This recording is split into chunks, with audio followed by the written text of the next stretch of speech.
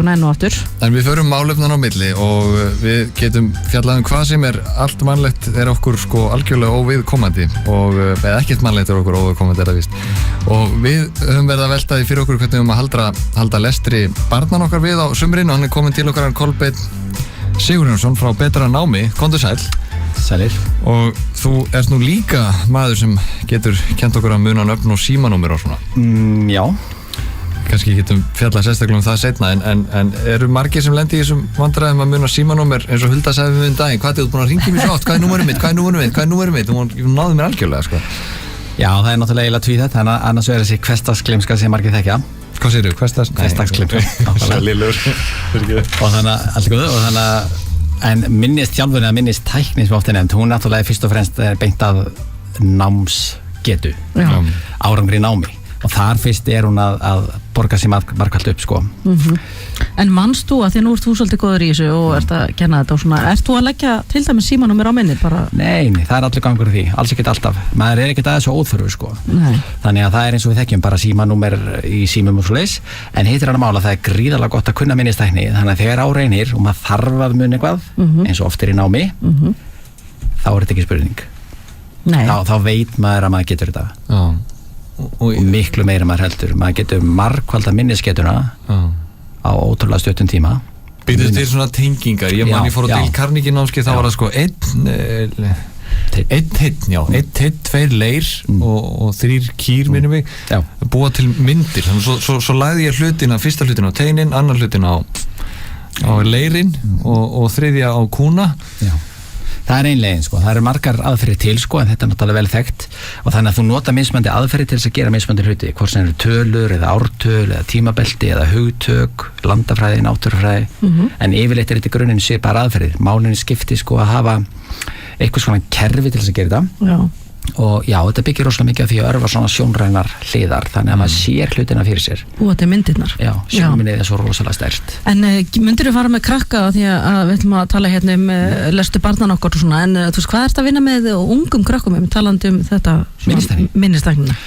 Mér finnst þetta að vera svona, þetta er orðið praktískt þegar utabókalærdumur fyrir að detta inn, svona 7. bekk. Já. Þú veist, sérstaklega þeir sem eiga erfitt með lesskilning, lesa hægt og eiga erfitt með að læra hluti utan af, svona á bókina. Og þá þetta líka svo rosalega góðu grunni fyrir efri bekkina. Já. Frábært veganesti í framhaldsskóla og nauðsynlegt í háskóla. En þú tengir þetta sem lestir í barna og svona minnistækni bara almenn. Já. Það er áhugavert. Og er þetta vesinn á sumrin, vorum að tala spjaldtölu notkun, eða snjalltækja notkun daginn, krakkarnir vakna bara fyrir allar aldir og foreldrarnir kannski frí og set ekki skýrari reglur sko. Hvernig með heimalesturinn, er þetta eitthvað sem að þú fattaðir upp á eða voru þetta eitthvað, eða hafa kennarar verið að leita til þín með þetta? Að halda lesturinu við sem þetta yfir sumar? Nei, ég held að flesti skóla leggir rosalega áherslu á þetta. Það eru lestir átök hjá bókasöfnum, Ævar Vísindamaður er búin með alveg frábær átök undanfarin ár og ástæðan er bara einfaldlega svo að þeim fer gríðarlega aftur yfir sumarmánuðina. Óbúslega. Þannig að þetta er ekkert nýtt þar. Þetta prógram hjá okkur, það keyrir í sjálfu sér allt árið. Já. Það er ekkert með sumar að gera. Það er bara núna tíminn til þess að koma í veg fyrir afturför, í verstafalli halda við ári, en margir geta bara komið miklu sterkar inn í skólanum haust en þeir eru staddir í dag sko. Hvernig gerur þetta í dag? Er þetta eitthvað app eða hvernig nálgast þetta? Já, lesurhraðaþjálfun byggir á tækniþjálfun sem er í appi, já. Þannig að hún er bókaralaus. Þannig að hún er sérstök fyrir það sakir. Þetta eru snerpuæfingar, þannig að lesturinn er raunverulega, það er verið að fókusera á tæknilega hérna lestir frá svona 1. upp í 4. bekk.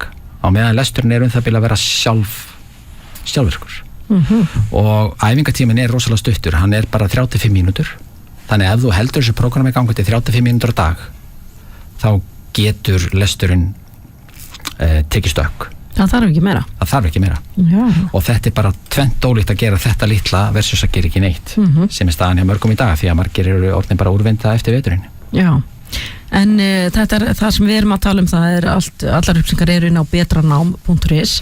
Þið ætlaði að tengja þetta núna Andrés og Önd og einhverju svona léttari fígurum sem að krakkarnir ættu nú allir að tengja við þér. Já, svona til þess að veluna krakka og foreldra, þá höfum við þannig núna í sumar, yfir sumarmánuðina með prógrammi núna í sumar og núna í júli, þá fylgir ókeypis áskrift með Andrés og Önd líka og það bara oft meiri nóg, þetta varnabarátt að láta þau lesa eitthvað en að vinna í 35 minútur á dag í hinu bara frábært, en Andri Sönd fylgir svo með, þannig að fólk getur valið þá Andri Sönd eða Disney eða Sirpu þar að segja hvort það vill áfram. Já.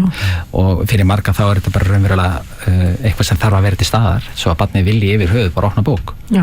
Því miður.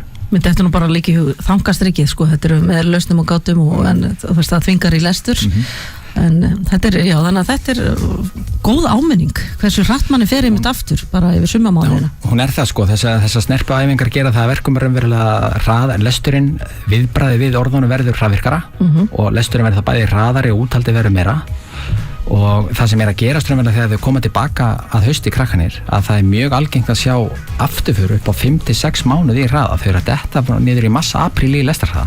Wow. Og þau kannski næstu 3 mánuði að vinna þetta upp, þá komið jól. Þannig að þið sjáu það að tíminn sem barnið í framför mjög stuttur, hann kannski janúar til maí. Já. Þannig að 3-5 mínútur á dag geta viðhaldið þessu, kannski ekki að öllu leyti eða hvað? Já, í mörgum tilfellum það þannig. Þannig að þetta þeir sem yngstu börnin, fyrsta, annað, þriðja bekk, geta bara einfaldlega flýtt fyrir árangri. Jafnvel þó að barninu gangi ágætlega. Þetta flýtir fyrir árangri. Aðrir krydd blanda þessu saman og gera þetta samhliða heimalestri. Það enginn að tala þau koma í staðin fyrir heimalestur. Þetta spurning að gera þetta samhliða og síðan það kannski hópurinn sem á erfiðast uppdráttar sem kannski vill ekki les mjög lítið og það mótþrói og stríð heima að þau stundum fara jafnvel í samstarfi skólan með þetta þannig að þetta það eina sem við gera.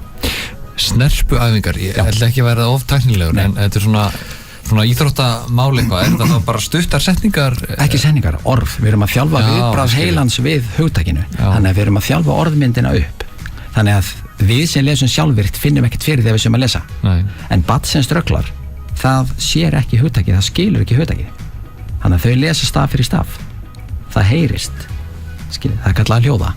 Það sem við viljum með það að þegar heilin sér hugtak eða orð að þá veit hann samstundins og ómeðvitað hvað stendur. Það það sem markmiðið Enn og aftur þetta myndræna Þá kemur þetta myndræna, við erum að banka orðið með gríðarlega endurtekningu, þannig að forriti mæli svo viðbragðstíman og bæði barn og foreldri geta sér raunverulega í súluriti hvernig árangur verður. Sniðugt. Því að biðtími orðsins það sem segir til lesnaðan.